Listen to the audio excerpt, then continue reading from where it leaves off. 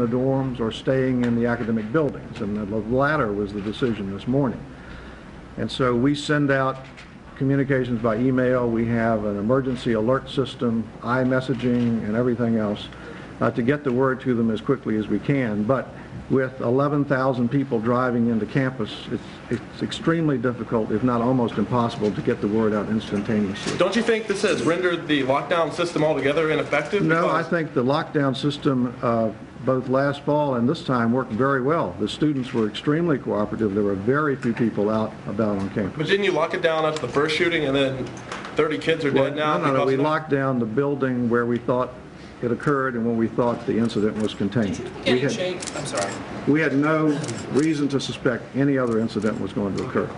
You described changes in the building, the academic, the Morley incident. Let me get to that. Go ahead. What sort of changes did you make in the security after the Morley incident on the first day of school? Well, one thing we did was to provide all of our people with their own secure communication channel. We found that people were picking up communications by scanner, putting out all kinds of rumors which were creating a sense of fear and uncertainty on the campus. So that was one of the things. But we also, as soon as we learned of what was going on in Norris Hall, with all of the police collaborating, we began a sweep from one side of the campus to the other.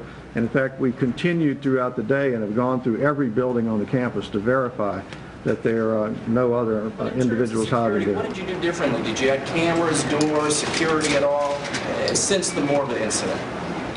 Well, we have in the dormitories electronic access keys and whatever else, so only residents can get in and out of those things at that point in time.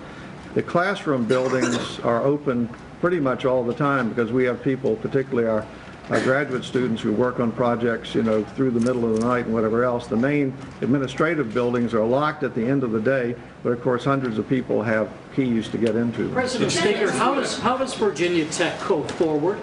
How do classes resume here? There's obviously going to be a new normal here at Virginia Tech. Well, I think we have to think very carefully about the process of healing and bringing this community back together. We have dozens of meetings with students. We have a convocation tomorrow. Governor Kaine is flying back from Tokyo to be present there. And it's going to be a long, difficult road for people to feel the same way about going on, particularly in the buildings where the shootings occurred than they did in the past.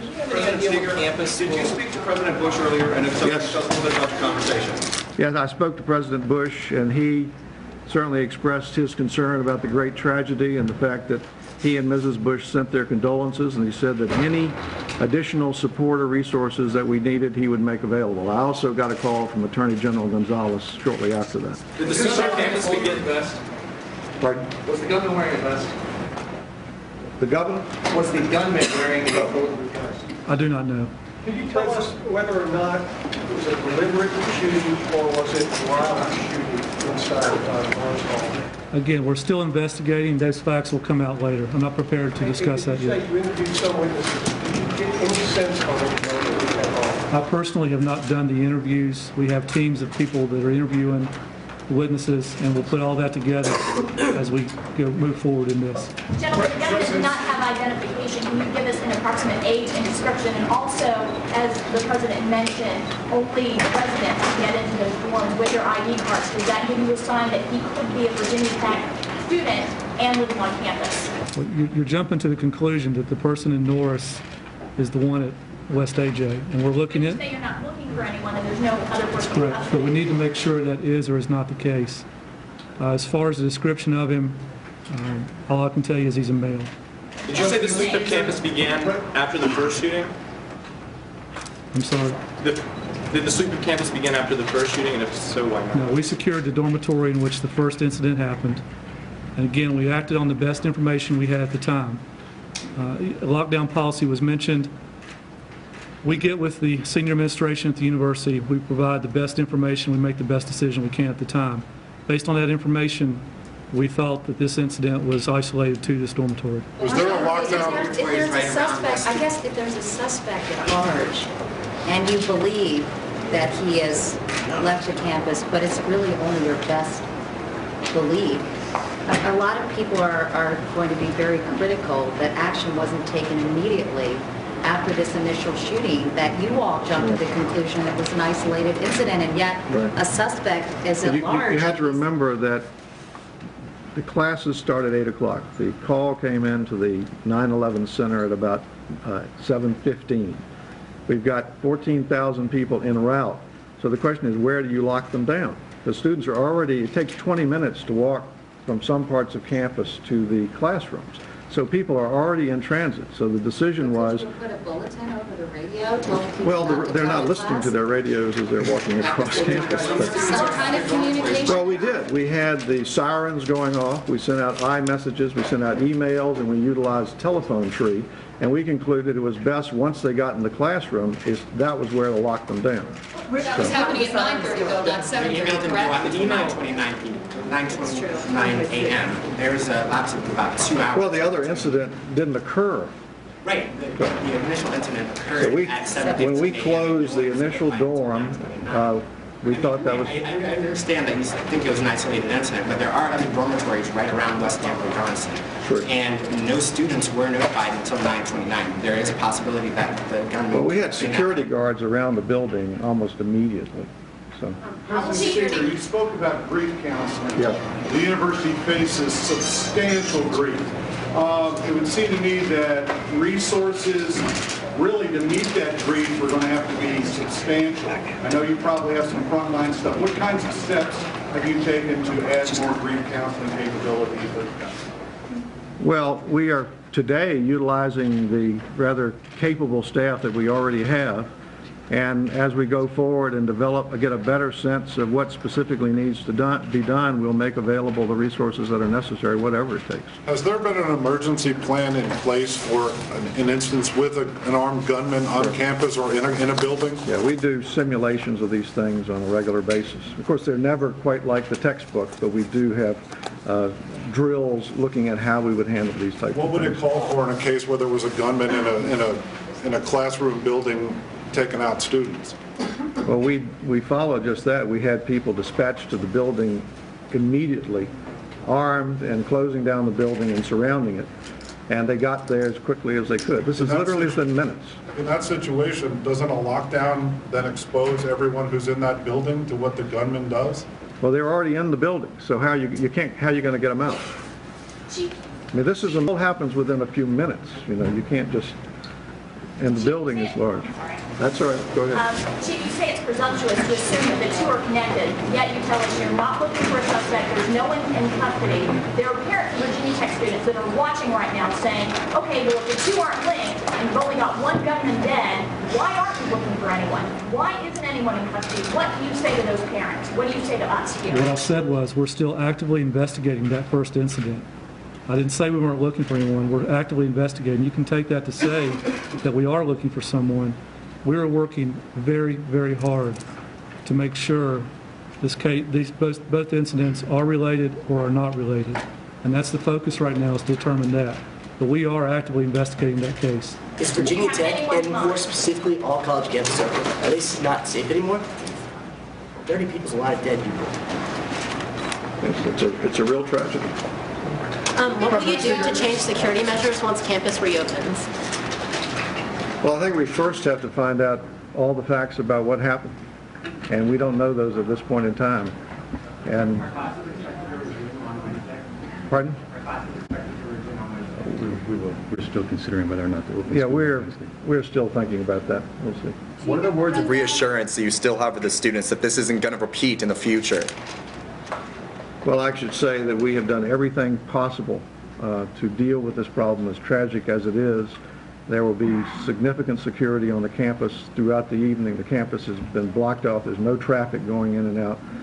And we'll look at additional procedures that we need to employ in the future. But at this point in time, we are focusing on dealing with the tremendous grief that these families are facing. That's where we're putting our energy. We'll look at how we can improve after the immediate crisis In is over. hindsight, you talk a lot about on hindsight. On hindsight, what could have been done differently and what could have been avoided if it had been done differently? Some scenarios, what could have been some different scenarios to avoid the second shooting? Until we know all the facts of both incidents, it's going to take some time to figure out exactly what happened, what could have prevented it, if anything. And that's what we'll do. Once we have all the investigations completed, we will certainly look at that and make determinations from there. Can you describe the security in the buildings, the academic building, the dorm building? How does one get into those buildings? I didn't hear the first part Can you of the question. describe security in those buildings? Do you need like a swipe card to get in the dorm building? And what times, how does that work basically for both buildings, the academic and dorm? The academic buildings are open access. Is what? Open access. Open access all the time? Yes. Well, they're locked at a certain hour at night, but during the day, it's open access. So the dorms are locked during the day, or you can only get a key card in there? I'm not sure if that's during the day or not. It starts. That's an important thing to know. It starts. Does anyone hear you? I'm sorry. How many grief counselors do you? Let me answer his question first. The swipe cards in the dormitories start in the evenings, and then they go off in the mornings. What time? Around 7. They go off around 7 a.m.? What do we know what students have to see? We are, as soon as we get the positive notifications, we're in the process of notifying them. I think some will be notified very shortly. How many families have you contacted? How can we help those families and be with them? We've been asked to do that. Well, once we have the list complete, we will make it public, but we're waiting until we have all the names. Chief Lyncham, what time was the Norris Hall shooting? What time frame did that start? When did you get your first 911 calls from that? Approximately 9:40 a.m. Did you find the shooting victim in there by themselves when you got there, we left at 7:15? Was there like what, the victim, the body in the dorm room? There were 2 victims in the dormitory room. So there were you found 2 dead in the dormitory room? No, ma'am. We found 2 victims in the dormitory room. Do you know if they survived? I know they were transported to a hospital in Both victims in West Edmond Johnston are deceased. I'm not prepared to release that at this time. How many classrooms? At 9:40. What clock did the email go out at 9:40 or something? Is that a delay I don't have the Yeah, answer. there was, the first email that went out was in relation to the first shooting. Why did that take so long then? Well, again, the call came into 911 at 7:15. You got to have time for the police to get there. Then they were interviewing witnesses. We were trying to figure out what we knew about what happened. And then you had to make the decision about canceling classes and all that. So by the time you go through all of that, it takes a little time. We sent out, 36,000 emails at once. In retrospect, though, do you feel like it would have been a good idea to send out that email sooner? Based on, we have to make the decision based on what we know at the time, and I think we did it as well as we could. How many classrooms were attacked? I don't have the exact number. We're still investigating that, and at future press conferences, I'll be able to release more information. Is AJ a co-ed dorm, and were the victims male or female? There was 1 female victim and 1 male victim. Can you describe Norris Hall, what kind of classes are held there? To my knowledge, it's general classes. It's not just engineering. We heard a lot of engineering offices are in that building. There are a lot of engineering offices, but I believe the classrooms are general classrooms. We understand a lot of the injuries were from students leaping from windows. I believe this was on the second floor and that there were a lot of broken bones and whatnot. Is that what you gentlemen have heard as well? There were, that I'm aware of, a couple of people that did jump out of a window out of that building. And any faculty, Scott? Can you say whether any faculty? I don't know at this point. I believe there was, but I'm not positive on that. Can you tell us how many faculty are among the dead? I don't have the answer for that. When you talk to witnesses, what was their general feeling about this? Did they give you sort of a general sort of tick-tock about how this happened, what their emotions were? What was it like for them? Again, I personally have not spoken to witnesses. We have the investigative teams doing that. You mentioned 15 victims being treated now. Does that include people that jumped out of those buildings, or is that people that have been shot in the shooting? Both. So a total of 15, including people that jumped and people that were shot. That's correct. Has this required extra board services for this region, for the medical examiner in Roanoke? Have you had to have expanded board operations to do these identities? That's going to be important to the family. I missed the first part of your question. Have you had to expand the morgue operation in Roanoke where the medical examiner resides? Are there some resources there that are moving this process along? Because this is extremely unusual. The medical examiner's office is on scene with us. I'm not sure what they are or not planning to do.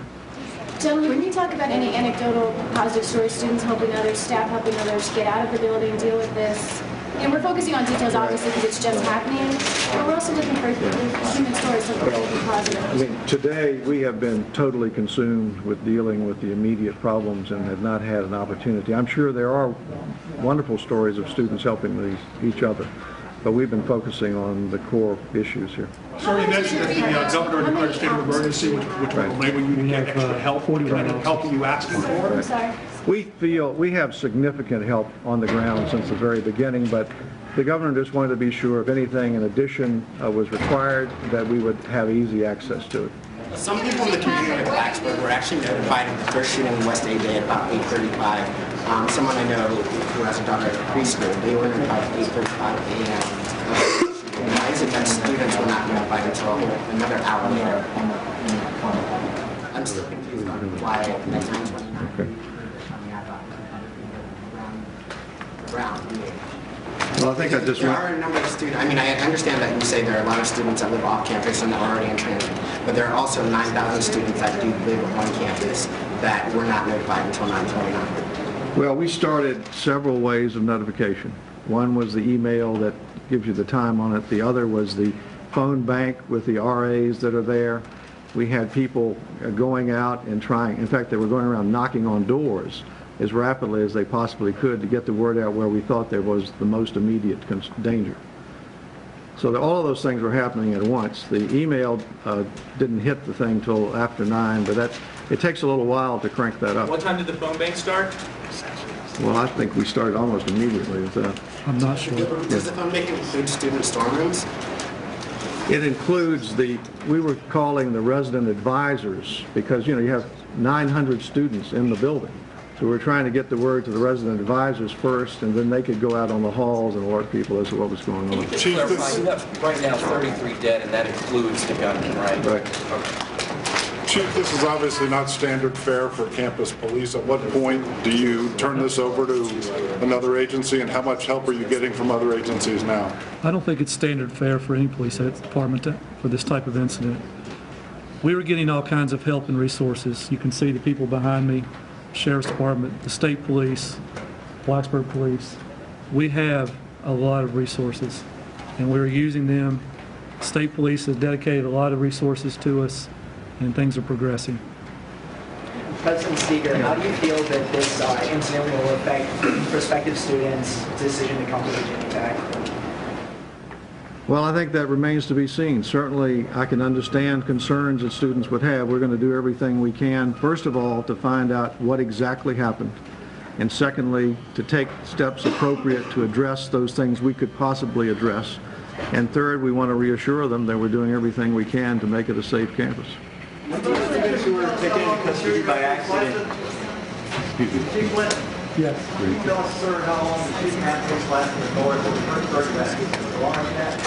I don't have the exact time, and I'll try to have that information for you at the next press conference. Do you know if the shooter ran out of ammunition? I do not know. What about students who were taken in? Obviously, you can see that everybody is asking questions about the investigation. That's the reason why we're here. That's the reason why we're trying to get you the answers. I think the best thing for us to do at this point is to say that we're going to have another briefing again tonight. We need to get them back on the scene so I can get answers to the questions that you all are positing. And I would suggest that we do this again at 7:30. And I'll do my very best to get you as much as I can about the information. The most important thing for us right now is next of kin notification. That's what our student affairs people are going to be acting on immediately.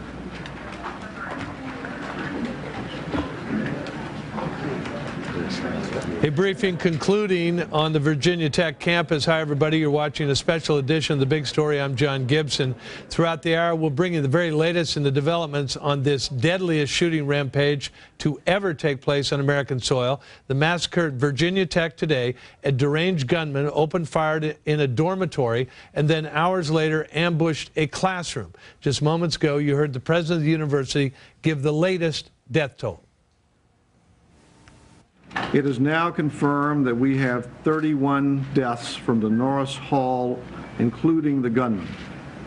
15 other victims are being treated at local hospitals in the Roanoke and New River valleys.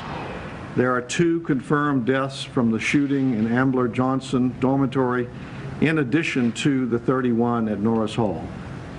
We have not confirmed the identity of the gunman because he carried no identification on his person, and we are in the process of attempting that identification. Also, a few moments ago, President Bush addressed the nation on the tragedy. He says he's praying for the victims and will help the governor of Virginia and the president of Virginia Tech in any way he can. I told him that my administration would do everything possible to assist with the investigation, and that I pledged that we would stand ready to help local law enforcement and the local community in any way we can during this time of sorrow. And we are going to speak to the students who were on the campus at the time of the bloodbath, but first we go to Fox's Molly Henneberg, who is live on the scene in Blacksburg, Virginia. Molly. John, one of the things we found out from this press conference is that some of the bodies of the victims are still inside Norris Hall, and the president of the university said some of the families will be notified, as he said, quote, very shortly, that their child was among those killed today on the Virginia Tech campus. The police have been working throughout the day to identify the students who were killed. As you heard the president just say, they still cannot identify the gunman. He carried no ID on him. They're not sure who he is. They're also not sure that they're not saying anyway. They said they don't know if there's a connection between the first shooting and the second shooting. They say they're still investigating, but they also say they don't have anybody else in custody, and they were sort of back and forth if they're still looking for anybody in this investigation. We did hear that we're 33 total who were killed, 1 including the gunman. 2 were killed in the first incident in the 7 a.m. hour today. 1 male, 1 female was in the dorm here at Virginia Tech, and then 2 hours later was the shooting in the engineering building, the Norris Hall that you've been hearing us talk about. There was a lot of questions, as you can imagine, John, about why wasn't the campus locked down more quickly after the first shooting. Well, they said today they thought they had the situation under control. The first information they got in the dorm shooting, they thought it might have been domestic in nature or contained, they said. They thought it might have been contained there, and they said they had 14,000 students en route to this school for their classes, and they didn't know where to put them, so they thought they had it contained. They let the students go to their classes feeling they would be okay there, and then they did send out the email shortly before the second incidents when they realized they didn't perhaps have it under control, warning people not to come or to lock down and telling people to get away from windows, and that went out right before the second incident. There will be another briefing here at 7:30 Eastern Time tonight, but at this point 33 dead, including the gunman. Can't identify the gunman at this point, and families should be finding out, as they say, very shortly that their child was among the dead. John? Molly Henneberg in Blacksburg, Virginia. Molly, we'll get back to you in just a little bit. Thank you. With me now live on the phone is Virginia Lieutenant Governor Bill Bolling. The governor of Virginia is now on his way back to his state from Tokyo, where he was on a trade mission. Lieutenant Governor Bolling, thanks for joining us. There's been a lot of attention paid during this news conference with the president of the university about the delay in warning the campus between the first shooting and then the massacre that occurred 2 hours later. Do you think that is a fair question, a fair criticism of the campus officials? Well, John, I heard the answer to that question that was given by Dr. Steger and the Virginia Tech Police. I have no reason to believe that that they are not absolutely correct when they say that they had no reason to think that it was an ongoing situation. From what they've told us, they responded to the first event this morning in the dormitory. They thought it was an isolated event, and it may or may not have been. They were very careful to stress that the investigation's ongoing. They do not know for certain right now if there is a link between the first shooting and the second shooting, but all of the evidence available to them was that it was an isolated event that they had under control. And frankly, I understand the questions. There will be a time to ask and answer those questions. But we need to remember that 33 people lost their lives today through a senseless act of violence. And there are a lot of families out there that have not found out yet if their sons or daughters are safe, if their husbands or wives are coming home from work. And with all due respect to my friends who asked those questions, this is a time, I think, for us to be focusing on them and the answers to these other questions will come in due course of time. Well, Lieutenant Governor, you are right, and I think everybody's sympathies go to those families. It's a horrible thing to put yourself in their place. And taking nothing away from that, however, what do we know about this other than 33 are dead? I mean, have you gotten any information on this shooter that has not come out in that news conference? No, we don't, John. And I think, you know, as the president and the chief said in the press conference, the individual who is at least felt to be responsible for the shootings at the engineering building, Norris Hall, had no identification on him. That's why they're being very careful. You know, it is an ongoing investigation. It obviously involves multiple scenes at this point, both in the dormitory and the engineering building. And I think they're being very careful, and rightfully so, not to speculate about answers right now. When they give answers, they want them to be the right answers.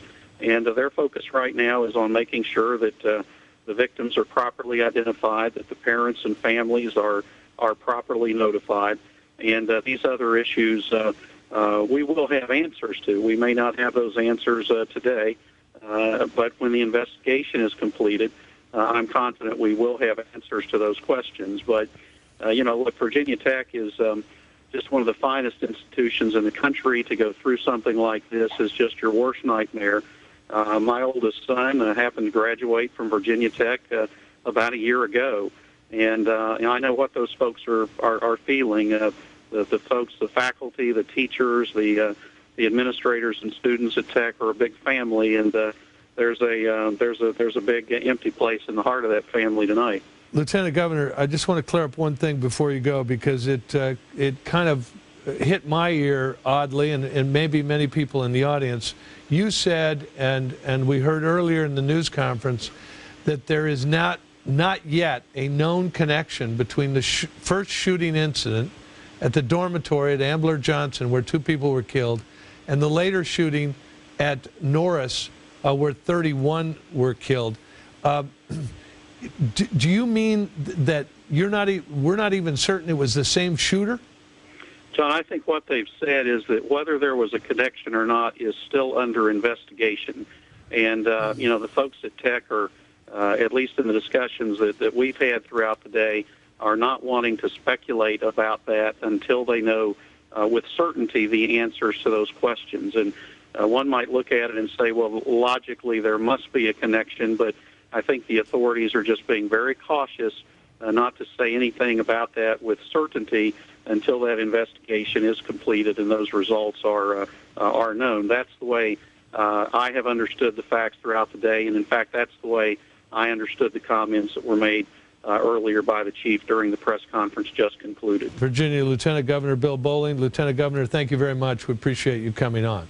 Thank you, John. Now, setting aside the chance that there could be a coincidental double shooting in which there are 2 separate shooters, there appears to have been a 2-hour gap between when the shooting first started on campus and when a second round of shooting began at the other end of the campus. That gap, as you heard in the news conference, raising questions about security and why students were apparently unaware that a gunman was on the loose in their midst. How are students of Virginia Tech reacting to this tragedy? With me now, Virginia Tech student Marcelino Lake. He was 1 mile away from the school when the shooting happened. So Marcelino, how did news travel around about this? Did you hear about the first incident at 7 in the morning, or only when the later incident occurred at 10 in the morning? Well, actually, John, I woke up, I had class at 10 o'clock, and I was getting ready for my class when one of my friends had called me and told me about the first incident that happened earlier this morning in, we call it West AJ. After that, she also told me that probably not a good idea to go to class. I turned on the news, and that's when I first saw the shooting incident that happened at Norris. After that, I went on my email, and all they had said, there had been an incident earlier this morning in West AJ, and that it's to be safe and stay away from doors and windows. I didn't get an email till later on saying the campus was closed. Marcelino, do you have any of your friends who were involved in the shooting, either in the sense that they were in the buildings where the shootings occurred, or anybody you know was present when the shooting occurred? Do I personally know anybody? Yes. I know one of my friends, actually two of my friends, know two students that were in Norris at the time. What I hear right now is they're both okay. They have been to the hospital, they're still in the hospital, but both of them are safe. Marcelino, as you heard in that news conference, there appeared to be quite a bit of angry questions coming about this 2-hour delay in letting people know that there was apparently a shooter on the loose on campus. What is the general mood around there as you talk to fellow students and faculty about that issue? Me and my roommates have discussed it throughout the day. Half of us are on the fence. Personally, me and two other of my roommates believe that Virginia Tech should have let us know, in a more timely fashion, because, as I said, we didn't get an email till 9:30, which the first call-in, according to what I heard here, was around 7:15. I understand he said that there's too many students already en route. However, that would be the 8 o'clock class, where the 9 o'clock and 10 o'clock classes could have been avoided if we had gotten, I believe, an earlier notice. Marcelino Lake. Marcelino, thank you. Don't go too far from the camera. I must tell our viewers that we're taking weather hits on the signal from Blacksburg. It will improve as the weather moves through the area. Meantime, a student's cell phone call caught the sounds of the horrific shooting. Take a listen.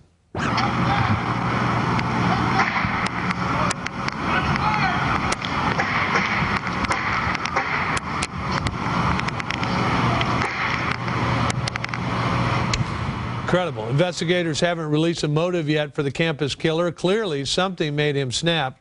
With me now to talk about the possibilities is criminal profiler Pat Brown. So, Pat, we're looking over a list of these incidents that go back to 1966, campus shootings. Is there anything, as you look back over that history, that says, well, it's more likely to be this reason? Well, John, it's always the reason that you have a psychopath who's angry at the world and wants to get back. He's planning to commit suicide, and he's going to take everybody with him and make a big splash for the media and say, ha-ha, look what I've done.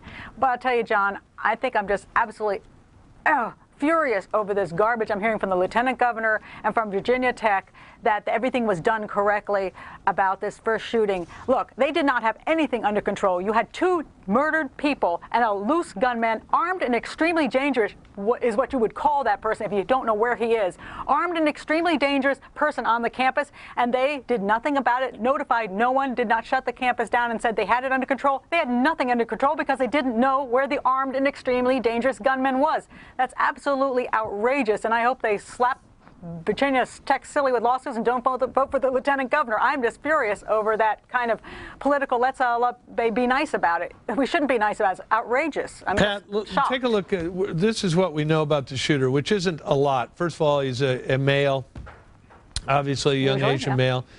He was looking for his girlfriend, is what we heard from people this morning as this thing was unfolding. Young Asian male. They found 2 9mm handguns, and he was killed at the scene. He evidently took his own life. As a profiler, is there anything in there that jumps out at you? Well, what it says is, when you go ahead and you kill 2 people, you know you're going to jail for the rest of your life. There's not much of a surprise about that. So if you've killed 2 people and you've got more ammunition, you might as well take out lots more people and show your anger. So that's why you are so dangerous to be out there. These guys, we cannot prevent them in a sense that we don't know where they are and when they're going to strike. But we can, first of all, in our society, we need to stop preventing psychopaths from developing. We're a very violent society. We push violence on our children. We ignore that fact. We have no security on these campuses. We have rent-a-cops without any guns, and we keep sticking our heads in the sand and we say, oh, we're a safe campus. We're not. We're just like a bunch of fish tanks with, go in there and shoot all the, fish in the barrel. And we're just ridiculous if we're going to keep ignoring this. 30 innocent people are dead today for what, or how many is it now? I'm taking it back. It's 32, right? Yeah, it's 32. 32 innocent people are dead. And what? For what reason? Because we just don't want to do anything about it. And we're just going to wait, and this will calm down, and then in another year we'll have another round of this stuff and go, oh, shucks, it's ridiculous. We need to start doing something about it. I mean, it's just... Criminal I'm just profiler floored by Pat this whole Brown. thing. Pat, thanks very much. With me now live on the Thanks, John. scene with the latest is Karen Myers, a reporter for our affiliate station, WGHP. Karen, can you hear me? Well, you're just going to do a straight live right now, and maybe you can run some video that you... Well, Karen is unaware of who she's talking to. We'll get back to her in just a second. Meantime, with me here in the studio is Judge Andrew Napolitano and Bo Dietl. Bo, the investigator and former New York City policeman. You heard Pat Brown going off about this delay. Do you agree with her? I totally agree with her. You know what? We see, for one thing, there was some very obvious thing there, too. He had 2 guns. He wasn't going just to kill somebody. He was going there to do something that was going to take as many bodies out as he could, and he was going to do it in a blaze of glory. By him carrying the 2 9mm guns with the extra ammunition, and in fact, what we've heard of having a vest, it's obvious what his intentions were. When you had 2 people dead in the dormitory, in no way, shape, or form was this under control.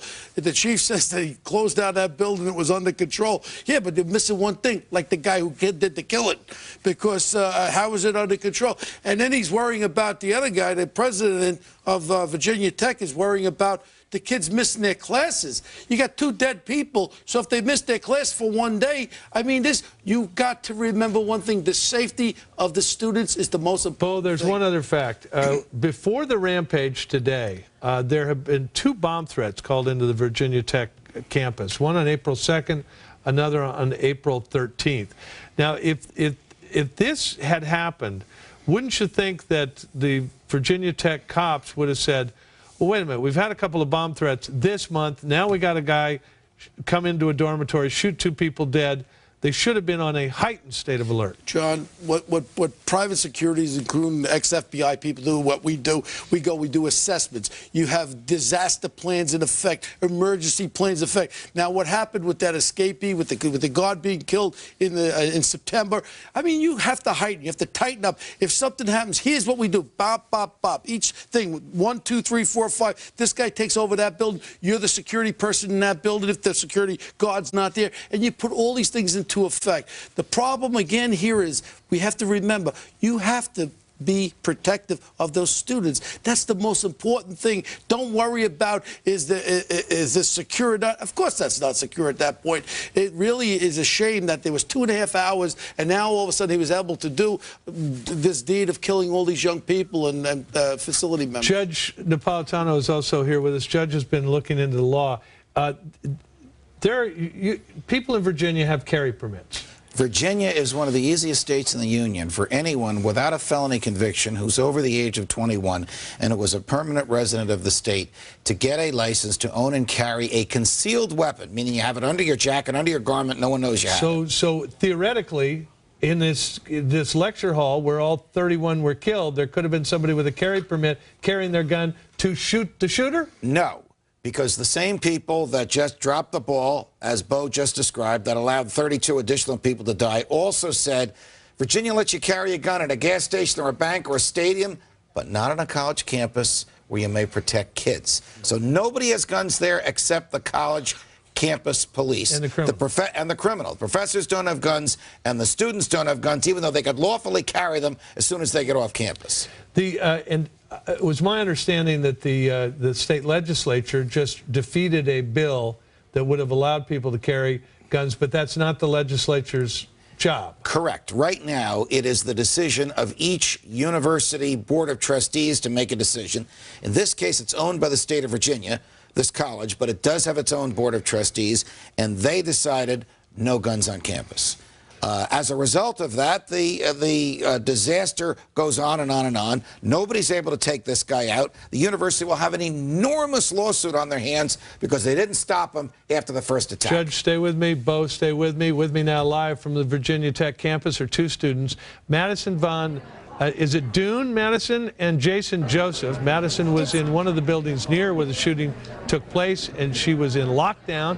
Jason took pictures of the police activity on campus, and we have those pictures to share with our viewers at home. Jason, first of all, let me go to you because you sent us these pictures.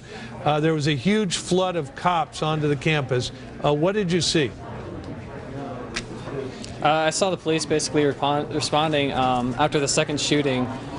Basically, they were trying to take control of the situation, weed out any second shooters that might have come by. Basically, just trying to make sure that we were safe in our dorms as the action was going down across campus. Did you feel like there was an adequate force, an overlarge force? Did you feel safe to see all those cops out there? I felt very safe in the dorm. To be honest, the amount of cops that were there was more than adequate, I think. They did a very efficient job of making sure that we were secure in our dorm rooms. I felt very safe, like I said before. They did very good checks of the area to make sure that we were secure and nothing else was going on. So I felt very safe. Madison, if I can turn to you, you were in lockdown. There's, as you know, a huge controversy erupting now about whether students like yourself should have been locked down earlier. Tell me the circumstances where you wound up locked down wherever it was. Well, the university had sent out an email, I'm assuming around 8 o'clock, to inform us about the 7 o'clock shooting, and I had not checked my email, so I went on to class, and during the middle of class I had someone come in and actually tell me that there was a situation on campus and we would be locked down for a little while. After that, I was actually in a media room, so I had computers around me and that sort of thing, so I was watching all of this escalate, and I felt extremely safe to be locked down. I don't think I would have wanted to be outside.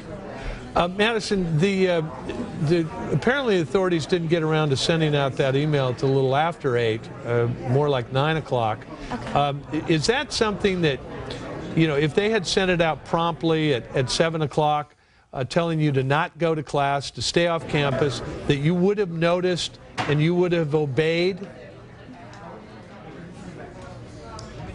I feel taking those weather hits again. We're trying to get to... Go ahead, Madison. We still got you. Okay. I usually do not check my email around 7 o'clock. I have a 9 o'clock class, and I enjoy sleeping in and then going to that class. But I did feel that the university handled the situation very well in the fact that they did inform us through the website and allowing people to come into our building and telling us what was going on at that time. How close were you to the shooting in Norris Hall, the building you were locked down in? Was it close enough that you might have heard the commotion?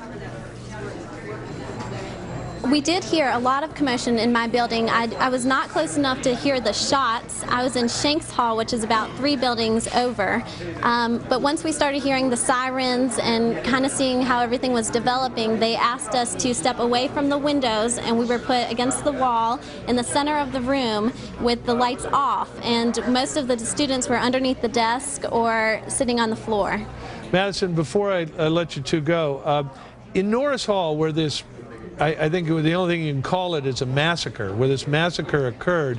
What is the setting? Was this a lecture hall or an individual sort of small classroom? Tell us about that building and where those students were. I'm not familiar with that building. I do not have any classes in that. It's an engineering building, I believe, and I think that they are probably smaller classrooms. All right, Madison and Jason, thanks to both of you. Appreciate it. Thanks very much. We might be talking to you again. Appreciate it. Judge and Bo, Bo, you heard her. She might not have checked her email. I mean, if that was the deal.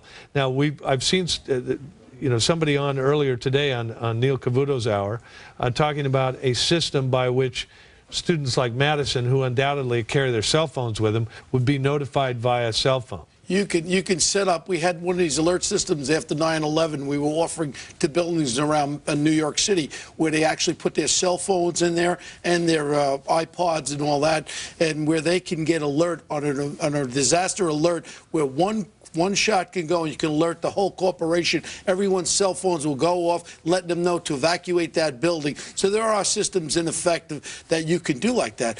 Very important here that people realize We got the President of the United States. We're talking about the worst gun massacre in New York, American history. We should have the FBI should take over this investigation immediately for the reasons as follows. One, you want to know where, what, all the forensics there, so they don't contaminate any of the forensics that are there. With all respect to the small police departments and the state police departments, the FBI has the technology to go in there, find out what was going on technology, also find out exactly what was in the guy's mind. And this is something important that we have to capture from the beginning. Don't waste time like we did with the snipers. Let the local police departments do it. Let's go have the FBI take the investigation over and head this thing up. It's important enough to America, I think, to really know what happened and use the best technology we have available. Judge, there is something else, and that is, a lot is being made about the fact that these students were warned when there was a shooting incident at a dormitory. And then, but how was anybody supposed to know that this shooter would go to a lecture hall where there might have been 100 students in there and end up killing 30 more? How would one make that leap from killing 2 to killing 30 more? But with an overabundance of caution. Remember, the basic duty of the school is to provide a safe place in which to deliver its educational service. Unfortunately, some jury is going to sift this out a couple of years from now, and they will know, the jurors will know, who knew what and when they knew it and how people reacted. It seems now, just 8 hours after this, as though the reaction was woefully inadequate. Now, of course, we know what happened afterwards. We have almost 20/20 hindsight. But it's clear that they did not take enough steps to protect the students who hadn't yet arrived on campus on the basis of what they knew at 7:15. We also I got to interject something. Yeah. Some people are apparently not understanding what we're saying. There's a 33 total dead here, including the gunman. 32 student victims, 1 gunman, 33 total. So when we talk about the number, the gunman killed, it's 32. 33 for the day. He killed himself. I think it's important. We used to do homicide investigation. So far, there's still some critical injuries. The first part of this, now, supposedly is 2 dead there. Now, just imagine with those 2 dead, that one is shot, that the other person shoots themselves. I'm giving another scenario. So now you have the shooter killing someone, committing suicide. We should not leave this thing completely that there's a possibility that that could have been what they looked at, but what's going to prove it obviously is the ballistics and everything else. Right. But I'm saying as an investigator, you still have to alarm everyone. We don't know what we have yet. Shut it down. Stay with me, Judge. Stay with me. Just about an hour ago, President Bush addressed the nation on this tragedy. He says he's shocked and saddened by today's grim situation. We hold the victims in our hearts. We lift them up in our prayers. And we ask a loving God to comfort those who are suffering today. With me now, Virginia Tech student Matt Maroney. He was on campus and saw a victim being rushed away after being shot. He's joined by David Jenkins, also a Virginia Tech student. Matt, if I can go to you first, why don't you tell us all what you saw? Well, when I first went to campus for my 10 o'clock class, the first thing I noticed was everyone trying to stop my car, trying to stop me from going to class. So right when I heard about what was going on, I immediately called Virginia Tech directory and asked what was going on. And I asked them if anyone was getting shot, and all they told me was that I should just proceed to class with caution. I was like, I mean, be cautious of what? Be cautious of a gunman trying to kill me? And so I wouldn't think that they would actually think, I wouldn't think they would keep classes going with a gunman on campus. So I proceeded to class, and once I got near my building, I saw a lot of people running. I saw somebody that had a gunshot wound to like the abdomen area, and an SUV, a police SUV cruiser, came flying up to the scene, like jumped out of the car before it was even stopped, grabbed the guy, threw him back in the car, and then rushed off. And so immediately, like, obviously, I left and started calling my roommate. And one of my roommates never goes to class, so, like, he was fine. But my roommate here was in class in that building, so I was really worried about him. And he immediately told me he saw someone that was shot. And David, tell us what you saw. A lot of things too. Well, I was in class in Randolph, which is actually the building right next to Norris Hall. And I saw, well, I was in class and I heard a lot of screaming later on we confirmed that the shooter, the gunman, was actually in Randolph, and he was waving a gun or pointing it at someone in the hall, and that's where the screaming came from. Momentarily after that, he had to have gone over to Norris, because 20 or 30 minutes later, we knew that he was over there starting the shootings, and we just knew he was going in every classroom and sticking the gun in every classroom, trying to get into the classrooms and just shooting. David, did you see the gunman, or did you talk to someone who saw the gunman?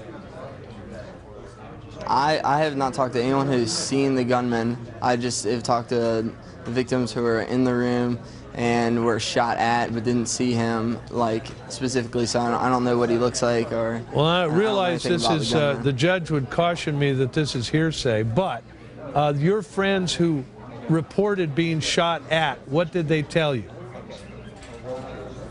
Oh, one of them was in the room. He said that they were barricading the door with desks, and that the gunman was shooting down the hallway, and they knew he was coming to their room. He started shooting through the glass pane, trying to get in their room. Shot a couple rounds, reloaded, and kept shooting at the door. Luckily, none of them got hit. And then another person who I talked to through another friend said that the gunman came into their room and actually started shooting at every single person in the room. And he luckily made it out because he played dead on the ground. But he said almost every person in the room was shot, either injured or killed. So it's really unfortunate.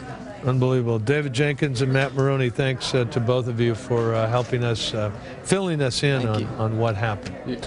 And be sure to catch a special On the Record tonight, On the Road. Greta Van Susteren hosts live from Virginia Tech campus for all the latest on the massacre and the identity of the shooter. That's tonight at 10 Eastern right here on the Fox News Channel. Greta's On the Record.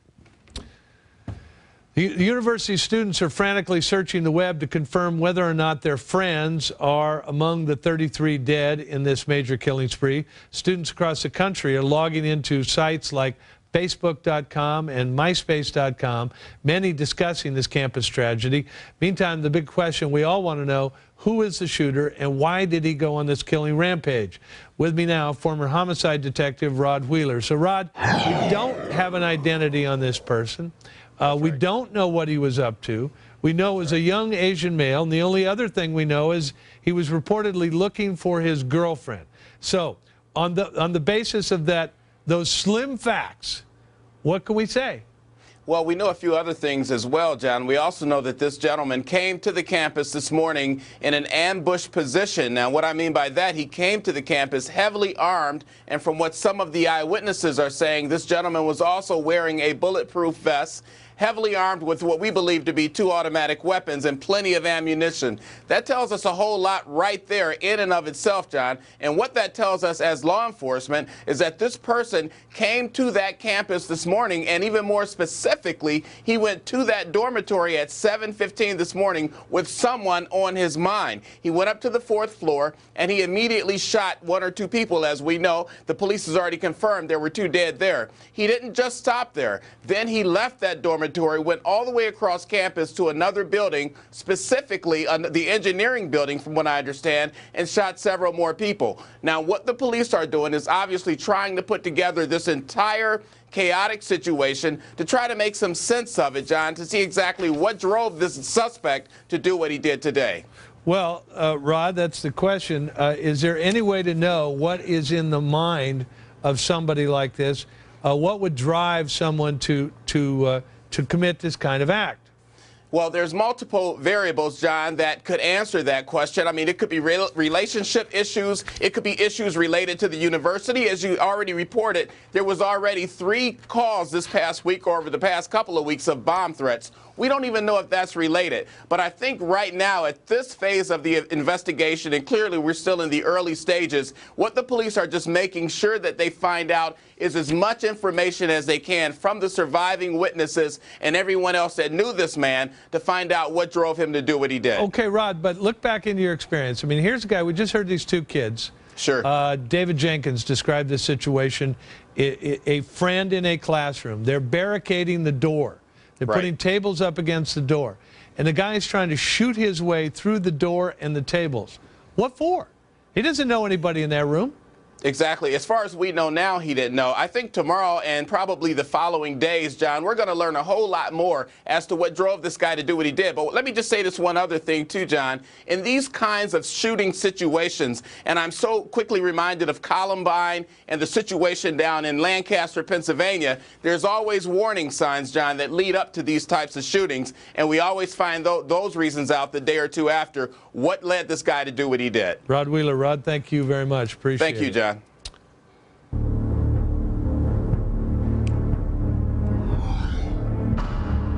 With me now on the phone is a professor at Virginia Tech and a mother of a student attending the university, Catherine Beard. So, Catherine, you're a professor there. Are you as alarmed as we heard so many people in the news conference about this apparent delay from notifying everyone on campus from the first shooting to the second?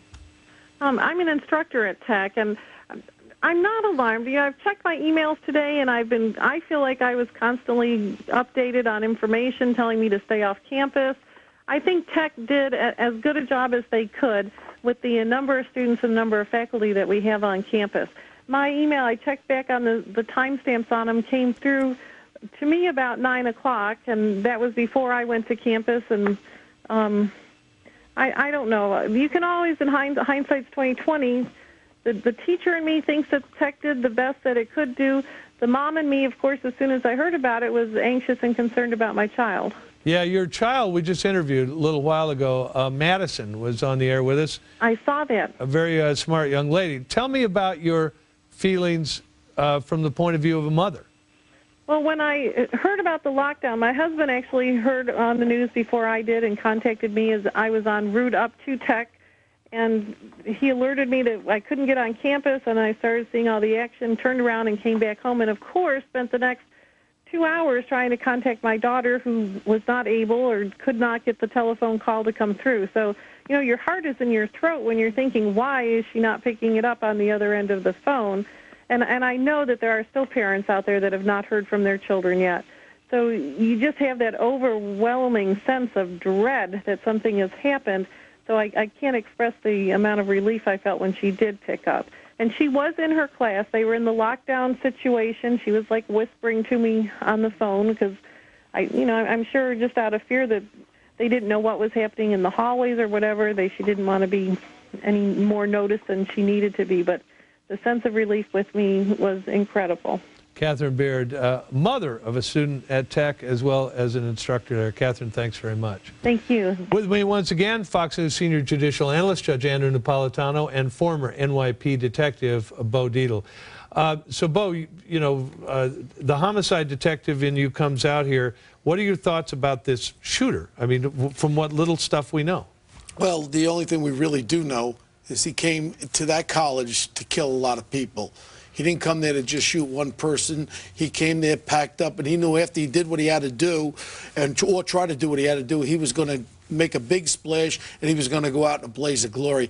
And this is something that a lot of people commit mass murders like this. They go out there with the intention they're going to take body count out, and the more people they could kill. You think when he was shooting through the door, he knew who he was shooting at? He was just a nut. And what it is all about, he just reached it for some reason. He had a breaking point. He didn't care about his life, and that was the end of it. Judge, you must, in your judicial career, you'd see these cases all the time where somebody kills somebody and then kills himself before they can face you, the judge. Right. Because they know they're guilty. They know they'll be convicted. They also know that this is the end of the line for them. They also have, as Bo has suggested, such a deranged detachment from the real world that they know they're not going to come out of this alive, that either the police are going to kill them, so it's suicide by police, or if the police don't get to them on time, they'll do it themselves. Apparently, this guy is in that category. If it's one guy. Remember, the university police chief said twice, and Bo pointed this out, they're not sure it's the same guy. It's theoretically possible someone's still running loose who committed at least 2 of these murders. Bo, come on. Well, coincidence, you really could have a day where there's a murder of 2 people plus a separate 30-person massacre? Well, I got the scenario. What if what if it was a woman that was killed in the dormitory, and this was the brother who heard that his sister was killed and knew she was having a problem with the guy that goes to that class. Now he's going to go to revenge. I mean, anything is there. All we have to do now is wait to find out the facts. Obviously, if the ballistics line up that the same gun killed the person in the room, then we're right there. But until this is really settled, because a lot of times what appears to be what it appears to be is not always what it is. Bo Dietl, thank you very much. Judge Andrew Napolitano, thank you. Thanks for watching this special breaking news edition of The Big Story. I'm John Gibson. We'll see you back here tomorrow for The Big Story at 5 p.m. Eastern, 2 Pacific. For the very latest on this tragic school shooting, we'll have all the latest throughout the evening and tomorrow. Now, let's go to Britt Human.